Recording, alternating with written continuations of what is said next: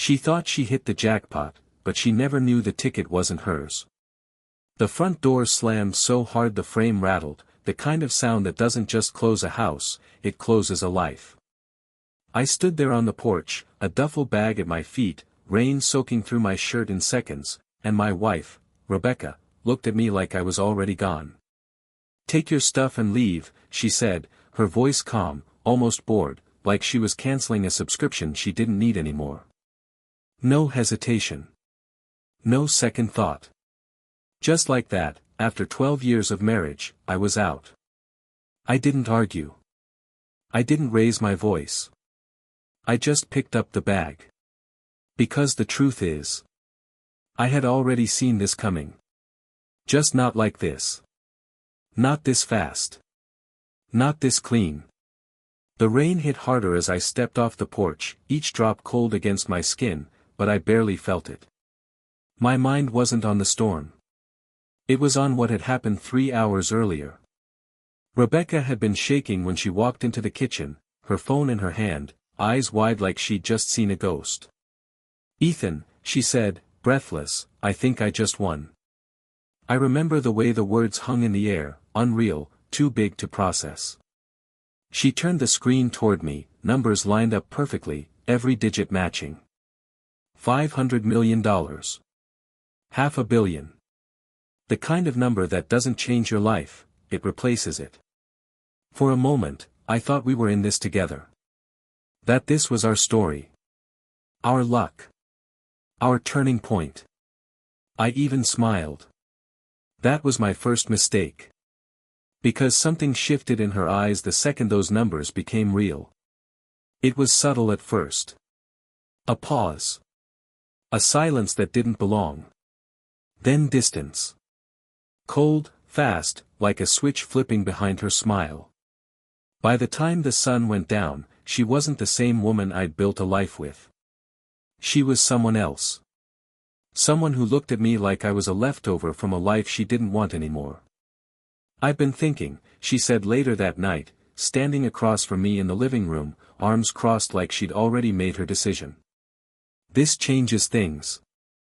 I nodded, still trying to catch up, still believing there was a version of this where we figured it out together. But she shook her head slightly, almost amused.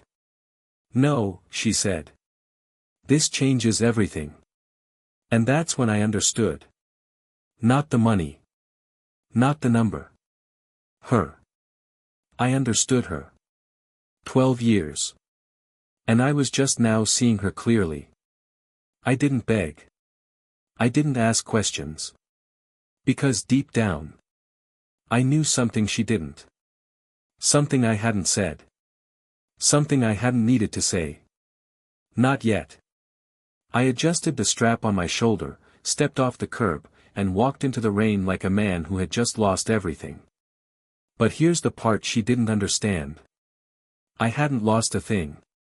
I walked for maybe 20 minutes before I realized I had nowhere to go. The rain had soaked through everything, my shoes squishing against the pavement, each step heavier than the last, but I kept moving because stopping meant thinking, and thinking meant replaying her voice over and over again, calm, detached, final, like I had never mattered at all, and maybe to her, I never did, not in the way I thought, not in the way I believed for 12 years, but the strange part was I did not feel angry, not yet. What I felt was clarity, sharp and quiet, like the moment after a storm passes and everything is still, because while she was busy rewriting her future, I was remembering something she had completely overlooked, something small, almost invisible, something that started weeks before tonight at a gas station just off Route 9, the kind of place with flickering lights and coffee that tastes like burnt paper. I had stopped there on my way home from work, tired, running on maybe 4 hours of sleep, digging through my wallet for enough cash to fill half a tank, and that was when I saw it, a lottery display near the register, bright numbers flashing, promising everything and nothing at the same time. I almost walked past it, almost, but then I remembered something my father used to say. He said sometimes it is not about winning, it is about taking a shot when you have nothing left to lose. So I pulled out $10. The last $10 I had in cash, and I bought a ticket. No ceremony, no grand moment, just a quiet decision that meant nothing to anyone else. I folded it once, slipped it into my jacket pocket, and forgot about it, or at least I told myself I did, because life kept moving, bills, work, the routine that never stops, and Rebecca never noticed. She never asked where the extra $10 went, she never cared about the small things, only the big picture, the future she thought she deserved, the life she thought she was owed, and maybe that is why tonight unfolded the way it did, because when she stood in that kitchen holding her phone, shaking with excitement, she believed that moment belonged to her. She believed she had found the winning ticket, that fate had chosen her, but what she did not realize was that ticket was never hers to begin with, not legally, not technically, not in any way that mattered when it came down to proof, ownership, reality. I reached into my pocket now, standing under the weak glow of a streetlight, and felt the edge of the paper still there, dry despite everything else being soaked, protected, untouched. I pulled it out slowly, unfolded it, and looked at the numbers again, the same numbers she had shown me on her screen, the same numbers that had changed her in an instant, except this version was real, physical, undeniable, my name printed on the receipt line, my purchase, my claim, my ticket, and for the first time that night, I let out a breath I did not know I had been holding, because everything she had just done, every word, every decision, every move to push me out of her life, it was all built on something that did not belong to her, and she had no idea, not yet, but she would, and when she did, it would not be loud, it would not be dramatic, it would be quiet, controlled, final, just like the way she told me to leave, and that was the moment I stopped feeling like the man who had been thrown out into the rain and started becoming the man who was about to walk back in on his own terms. I did not go back that night, not because I could not, but because I understood something most people miss when everything falls apart. Timing is not about speed, it is about control, and for the first time in a long time, I had it, so instead of turning around, I found a cheap motel off the highway, the kind with a buzzing neon sign and a front desk clerk who does not ask questions. I paid cash, checked in, and sat on the edge of the bed with the ticket laid flat in front of me like it was something alive, something breathing, something that had just shifted the entire direction of my life without making a sound. I stared at my name printed on that receipt line again, slow, deliberate, making sure there was no mistake, no detail overlooked, because I knew one thing for certain: Rebecca was already making moves, and she was not the type to wait, she was the type to act fast, to secure what she thought was hers, to build walls before anyone else could get close, and that meant by morning, she would probably have already called someone, maybe a lawyer, maybe a financial advisor, maybe both, and she would walk into those conversations with confidence, with certainty, with the belief that she was the sole owner of a fortune that had already started changing her. But belief is not proof, and confidence is not ownership, and that difference is where everything would break for her. I leaned back against the headboard, closed my eyes for a moment, and let the silence settle, because this was not just about the money anymore, it was about everything that led to this point. Every late night I worked while she complained about what we did not have, every small sacrifice I made that she never saw, every time she looked at me like I was not enough, like I was something temporary in a life she planned to upgrade from. And now she thought she had her exit, clean, easy, justified by numbers on a screen, but she forgot one thing: I was there at the beginning of that moment, I saw the numbers first, I knew what they meant, and more importantly, I knew what she would become because of them. I opened my eyes and reached for my phone, not to call her, not to argue, but to start documenting everything: photos of the ticket, close-ups of the serial number, the timestamp on the purchase, backups saved to multiple places. Because this was not a situation where emotions mattered, this was about facts, paper, proof, the kind of things that do not bend when someone raises their voice. I moved carefully, methodically, like I was building something invisible, something she would never see until it was too late, and the more I thought about it, the clearer it became. I did not need to rush, I did not need to confront her tonight or tomorrow, because every hour she spent believing that money was hers was another step deeper into a reality that would not hold. Another decision made on a foundation that did not exist, and when that foundation collapsed, it would not be because I pushed it, it would be because it was never real to begin with. I picked up the ticket again, folded it slowly, and placed it back in my wallet, not like something fragile, but like something certain, something inevitable, and for the first time since I stepped out into the rain, I allowed myself a small, quiet realization: she did not just kick me out of the house. She walked herself into a situation she could not win, and she had no idea that every move she was about to make was already leading her exactly where I needed her to be. I woke up before sunrise, not because I had to, but because my mind had already moved ahead of the day, already running through possibilities, outcomes, angles, the kind of thinking that only happens when everything is on the line and you cannot afford to be wrong. The motel room was quiet except for the low hum of the air conditioner, and for a moment, it felt like nothing had changed, like I was just another guy starting another ordinary day. But then I reached for my wallet, felt the ticket still there, and reality snapped back into place, sharp and undeniable. This was not ordinary anymore, and neither was she. By now Rebecca had likely told someone, maybe her closest friend, maybe her parents, maybe even posted something she thought was subtle but was not, because people like her do not keep good news quiet, not when it validates everything they believe about themselves. I could already picture it, the calls, the excitement, the sudden shift in how people responded to her. Voices warmer, attention sharper, respect that had nothing to do with who she was and everything to do with what she supposedly had, and she would absorb it, lean into it, let it reshape her even further. But every word she said, every claim she made, every step she took would be built on something she did not own, and that mattered more than she realized. I got up, showered, put on the same clothes from yesterday, still slightly damp but good enough, because appearance did not matter right now, precision did. I grabbed a coffee from the machine in the lobby, bitter and thin, but it kept my head clear, and then I made the first call. That actually mattered, not to her, not to anyone in her circle, but to a legal office I had looked up the night before, a firm that specialized in financial claims and asset verification, the kind of people who deal with situations exactly like this. The receptionist answered with a calm, professional tone, and I kept my voice steady as I explained just enough to get an appointment, not everything, just the facts that mattered. Winning ticket, ownership, potential dispute, and within minutes.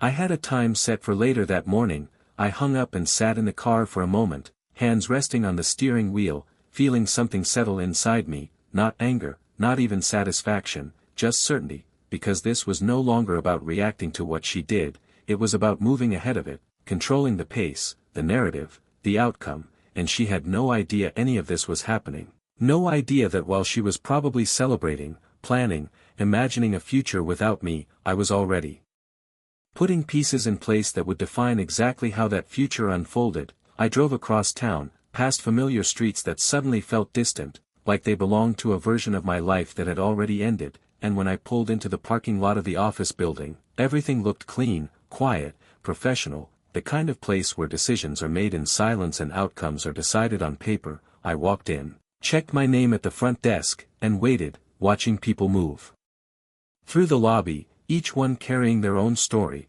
their own problems, none of them knowing that mine was about to shift in a way that would change everything.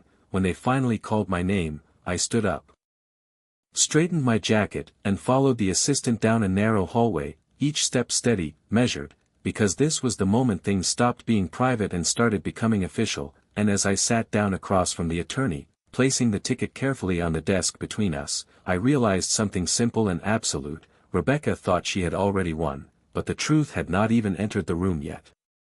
I did not rush to explain anything, I did not fill the silence with unnecessary words, I simply slid the ticket across the desk and let it sit there between us, and the attorney leaned forward slightly, his expression calm but focused, the kind of look that comes from years of seeing situations that look simple on the surface but unravel the moment you start asking the right questions. He picked up the ticket carefully, examined it, flipped it over, checked the serial number, then glanced up at me with a look that told me he already understood this was not going to be a straightforward claim. Tell me exactly what happened, he said, and I did, not with emotion, not with frustration, just facts, the purchase, the timing, the moment she believed it was hers, the moment she pushed me out, every detail laid out clean and clear, because this was not about convincing him, it was about giving him something he could build on, something that would hold under scrutiny. He listened without interrupting, occasionally making small notes, his pen moving steadily across the page, and when I finished, he sat back slightly, folded his hands, and took a breath that felt heavier than the room itself. Legally speaking, he began, ownership of a lottery ticket is determined by purchase and possession, not assumption. his voice was even, measured, the kind of tone that does not exaggerate, does not promise more than it can deliver, but also does not leave room for doubt. If you can prove that you purchased this ticket with your own funds, and that it has remained in your possession, then you are the rightful claimant. He paused for a moment, letting that settle, and I nodded slowly, because that was exactly what I had been counting on, not hope, not luck, but structure. Reality, the kind of truth that does not change just because someone wants it to, he continued. However, situations like this can become complicated if another party has already stepped forward or attempted to claim ownership, especially if there is a marital relationship involved. I understood what he meant. Rebecca would not step back easily, not after tasting what she believed was her future. She would fight, not because she was right, but because she was convinced she was, and that conviction could create noise, confusion, delays, but not change the foundation, not if the facts were solid, and mine were. I reached into my folder and placed additional documents on the desk, bank statements showing the withdrawal, time-stamped purchase records, even the receipt from that gas station, small pieces that on their own meant little, but together formed something undeniable. He reviewed them carefully, one by one, his expression tightening slightly as the picture became clearer. More defined. This is good, he said finally, setting the papers down in a neat stack. Very good, and there was a shift in his tone now, something more certain, more deliberate. You have a strong position here. He looked at me directly, eyes steady, but the key will be timing. I knew what he meant before he said it, because everything in this situation came down to when the truth entered the story, not if. If she has not yet officially claimed the winnings, we can move first, establish ownership, and control the narrative from the beginning. Control, that word mattered more than anything else, because once it was set, everything else would follow. I nodded again, feeling that same quiet clarity settle deeper inside me, because this was no longer a question of what could happen, it was a matter of how it would unfold, and for the first time since the night began, I was not reacting to her decisions. I was defining the next move, and she still had no idea that the ground beneath everything she believed in was already shifting.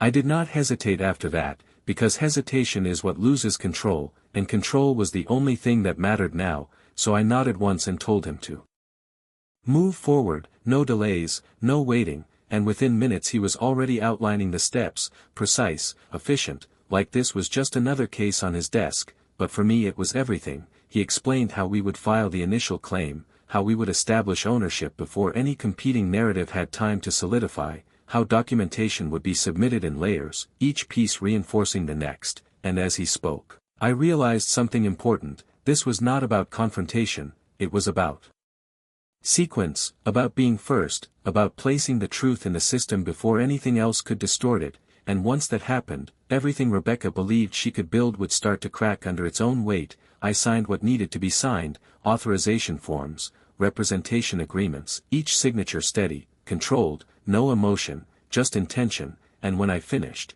he gathered the documents into a clean stack and gave a small nod, the kind that says the process has already begun. We will file today, he said, and once it is submitted, the claim is officially under review with your name attached, my name, not hers, not ours, mine, and that distinction mattered more than anything she had said the night before. I stood up, shook his hand, and walked out of that office feeling lighter, not because the situation was resolved, but because it was now moving in a direction she could not see. Outside, the sky had cleared, the rain from the night before gone, leaving everything looking sharper, more defined, like the world had reset without asking anyone's permission. I got into my car and sat there for a moment, phone in my hand, staring at her name on the screen, multiple missed calls, messages stacked one after another, each one more urgent than the last, but I did not open them, not yet, because whatever tone she was using, whatever words she had chosen, they were based on a version of reality that no longer existed, and responding now would only pull me back into her version, her timing, her control, and I was not going to give her that. Instead, I put the phone down and drove, not back to the house, not to anywhere she expected, just forward, letting the distance build, letting the situation develop without interference, because every hour that passed was another hour where she believed she was in control, another hour where she made decisions, spoke to people, positioned herself as the owner of something she could not legally claim, and that mattered, because the more she built on that belief, the harder the fall would be when it broke. I stopped at a small diner off the road, ordered coffee and eggs, something simple, something normal, and sat by the window watching people move through their day, completely unaware that mine had shifted into something else entirely. I took a slow sip of coffee, bitter but grounding, and for the first time since everything started, I allowed myself to think about what came next, not the immediate steps, those were already in motion, but the moment when the truth would finally surface, when her certainty would meet reality, when the story she had been telling herself and everyone around her would stop making sense. And I knew it would not be loud, it would not be dramatic, it would be quiet, controlled, undeniable, just a simple correction that changes everything. And as I sat there, watching the reflection of the street in the glass, I understood something clearly. She thought she had already moved on from me, already stepped into a new life without me in it. But the truth was she had not even reached the part where the real story begins, and when she did, I would already be there. Waiting, not to argue, not to fight, but to show her exactly where she had gone wrong. I let the day stretch longer than it needed to, not because I was unsure, but because I understood something she did not. Pressure builds faster in silence than it does in confrontation, and by the time the afternoon settled in, my phone had turned into a constant pulse of missed calls and messages, her name appearing over and over again like a signal she could not control, and eventually, I opened one, just one. Not out of curiosity, but to measure the shift. The first messages had been sharp. Demanding, telling me to come back, telling me I needed to fix this, like I was still part of her plan, still someone she could direct, but the tone changed quickly. Within hours, the certainty faded, replaced by confusion, then urgency, because somewhere between her calls and her conversations with whoever she trusted, something had not lined up, something had not confirmed the version of reality she was holding on to, and that was the beginning of it, that small crack, barely visible at first, but enough to let doubt in. I did not respond. Not yet, because answering too soon would close that gap, would give her something to hold on to, and right now, she needed to feel the uncertainty grow. I finished my coffee, paid the bill, and stepped back outside, the air cooler now, the day moving forward like nothing had happened, but everything had. I got back into the car and drove, not aimlessly, but with intention, because there was one more piece that needed to be set before anything else unfolded. The claim had been filed, the documentation secured, but the confirmation, the official acknowledgement from the Lottery Commission, that was the moment everything shifted from possibility to reality, and I knew that process had already begun, quietly, behind systems and reviews that did not care about emotions or stories, only facts, only proof. I checked my email as I pulled into a quiet parking lot, and there it was, a message from the attorney, short, direct, preliminary verification complete. Claim registered under your name. Awaiting final confirmation. I read it twice, not because I did not understand it, but because I wanted to feel the weight of it settle fully. There was no more gray area now, no more room for interpretation. It was official, structured, moving forward in a way she could not stop, and at that exact moment, my phone rang again, her name lighting up the screen, and this time, I answered, not immediately, not rushed, but after a single breath, steady, controlled. Ethan, her voice came through. Fast, uneven, nothing like the calm tone from the night before. Something is wrong, she said, and I did not speak right away. I let the silence sit there, let her fill it. They are saying there is an issue with the claim, she continued, words starting to overlap. They are asking questions I do not understand, about purchase records, about verification, about. She stopped for a second, like the thought was catching up to her, like the pieces were finally starting to connect. Did you do something? She asked, and there it was, the shift, not accusation, not confidence, but uncertainty, real, growing, unavoidable. I leaned back in my seat, looking out at the empty lot in front of me, and for the first time, I spoke, calm, even, the same way I had been. Through all of this, I did not do anything, I said, and that was the truth, because I had not changed anything. I had just placed the truth where it belonged, and let it do what it always does. I just made sure things were clear. There was a pause on the other end, longer this time, heavier, and I could almost hear the moment it started to hit her, not all at once, not fully, but enough to understand that something was wrong, something she had not considered, something she could not immediately control, and as she tried to respond, her voice catching between words, I realized something simple and final: she was no longer standing on solid ground, and she had no idea how far she was about to fall. She did not hang up right away, and that told me everything I needed to know, because people who are still in control end conversations, they do not linger in them, they do not wait in silence hoping the other person will fix what they cannot understand, but she stayed, her breathing uneven, her thoughts clearly racing ahead of her words, trying to piece together something that no longer made sense. Clear about what? She finally asked, her voice lower now, careful, like she was stepping onto something unstable and did not want to trigger whatever was beneath it. I did not answer immediately, not because I was unsure, but because timing mattered more than words, and this was the moment where everything began to shift from her version of reality into mine. You said you won, I replied calmly, but winning is not just numbers on a screen. There was another pause, longer this time, heavier, and I could hear the subtle change in her breathing, the moment where doubt started turning into something sharper, something closer to realization. What are you talking about? She asked, and there was a slight edge in her tone now, not anger, not yet, but the beginning of it, the kind that comes when control starts slipping and there is nothing to grab onto. I leaned back slightly, my voice steady, measured, the same tone I had used since the night before. I am talking about ownership, I said, simple, direct. And that word landed exactly where it needed to, because on the other end of the line, everything went quiet, not just silence, but the kind of silence where someone is finally forced to think, to replay events, to question assumptions they had treated as facts. That does not make sense, she said after a moment, but the confidence was gone now, replaced by something thinner, something uncertain. I checked the numbers, they matched, they told me it is valid. I nodded slightly even though she could not see it, because she was not wrong about that part.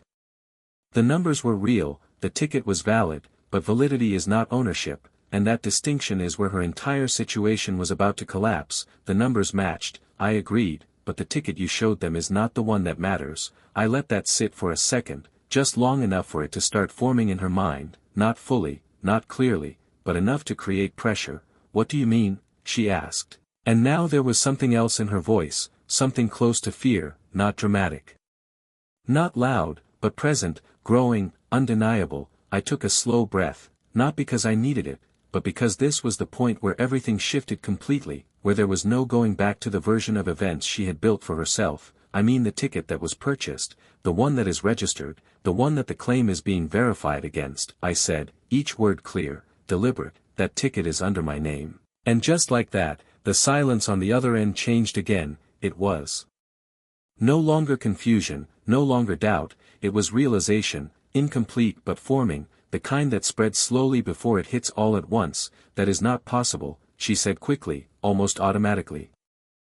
Like she was trying to reject it before it could settle, but there was no strength behind it, no certainty, just reaction. You were not even. She stopped herself, the sentence cutting off mid-thought as the pieces started aligning in a way she could not ignore. The gas station, the timing, the purchase she never noticed, the details she never cared about because they did not seem important at the time. And now every one of those small things was coming back with weight, with consequence. I did not interrupt, I did not push, I let her get there on her own, because that is how truth works best, not forced, not argued, just revealed. Ethan, she said again, softer this time, uncertain, like she was trying to find a version of this where she still had control, but there was not one, not anymore. And as I sat there, listening to the shift in her voice, I understood something clearly. This was not the moment everything ended for her, this was the moment everything she believed in started to break, and there was nothing she could do to stop it.